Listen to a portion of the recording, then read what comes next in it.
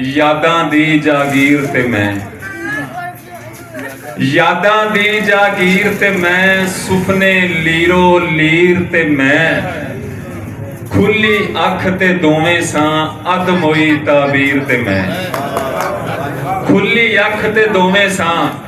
अध मोई ताबीर ते मैं। मौलवी साहब शेर वेखना है कि चार इट्टां लई वैरी हां,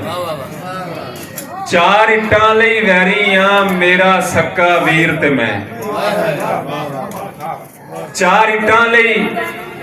मेहरबानी, चार इट्टां लई वैरी हां,